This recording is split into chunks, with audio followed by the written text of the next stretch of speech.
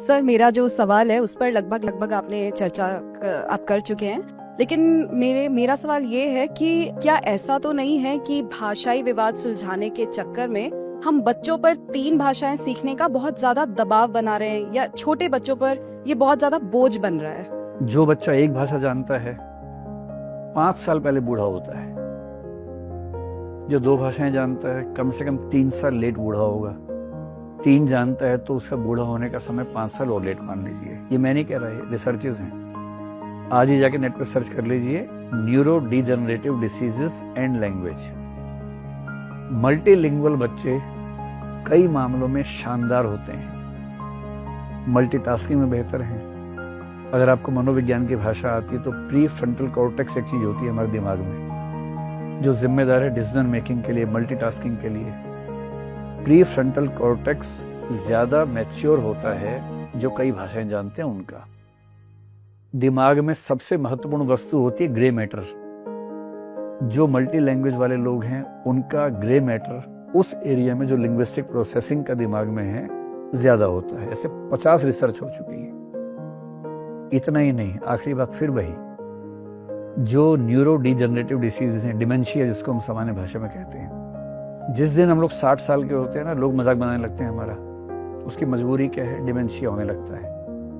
और डिमेंशिया का बेसिक मतलब है कि कॉग्निटिव डिक्लाइन होने लगा है। सोचने की क्षमता कम हो गई, स्लो हो गई, बोलने की क्षमता धीरे होने लगती है, मेमोरी वीक होने लगती है, डिसीजन मेकिंग कमजोर होने लगती है। इस पूरे कॉग्निटिव डिक्लाइन को मोटे तौर पर डिमेंशिया बोल देते हैं। इसी डिमेंशिया के अलग अलग बहुत सारे रूप हैं, जिसमें कुछ लोग पार्किंसंस का जिक्र भी करते हैं, और भी कुछ बीमारियों के नाम आपने सुने होंगे जो अल्जाइमर जैसे है।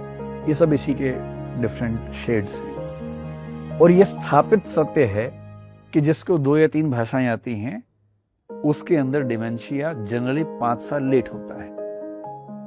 दूसरी बात, भाषा सीखना छोटे बच्चों के लिए बेहद आसान काम है। जैसे जैसे हम बड़े होते हैं मुश्किल होता जाता है। हमारे लिए शायद थोड़ा सा मुश्किल होगा, एक तो इसलिए कि बहुत सारी चीजें पहले से दिमाग में चल रही हैं, बहुत बोझ है, बहुत काम करने हैं। बच्चों के पास रिलेटिवली समय भी है, ऊर्जा भी है। और भाषा सीखने का सबसे अच्छा तरीका है कुछ ना करना, केवल सुनना और बोलना। कभी आपने गौर किया कि बच्चा स्कूल पहली बार जाता है 3 साल के आसपास या 4 साल के आसपास, और हर बच्चा अपनी मदर टंग में कॉम्प्लेक्स सेंटेंसेस बनाता है 2.5 साल की उम्र में। स्कूल जाने से 1.5 साल पहले बच्चा अपनी भाषा में कॉम्प्लेक्स सेंटेंसेस बना रहा होता है। इसलिए यह दावा करना कि स्कूल भाषा सिखाएगा गलत है। बच्चा भाषा सीख के स्कूल जाता है, और जिस बच्चे को एक भाषा ठीक से आ गई है उसे दूसरी भाषा, तीसरी भाषा सिखाना बेहद आसान काम है, बस मदर टंग सीखने के बाद। और इस पर भी अगर आप चाहें पढ़ना तो इथियोपिया की एक स्टडी है, बहुत प्रसिद्ध स्टडी है, मिस्टर सईद थे कोई।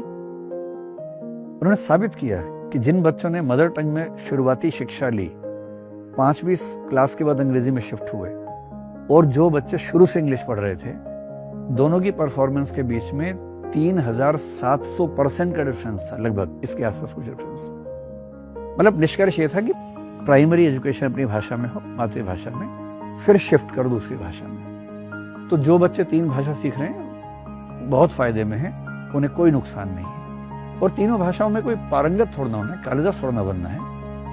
एक भाषा बढ़िया से सीख लें, अंग्रेजी इतनी सीख लें जितनी उनके काम की है, और जो सेकंड लैंग्वेज हम भारत में कह रहे हैं वो इतनी कि जाएं तो कम से कम बात कर सके, ये ना लगे कि किसी दूसरे देश में आ गए हैं। काम चलाओ सीखनी है।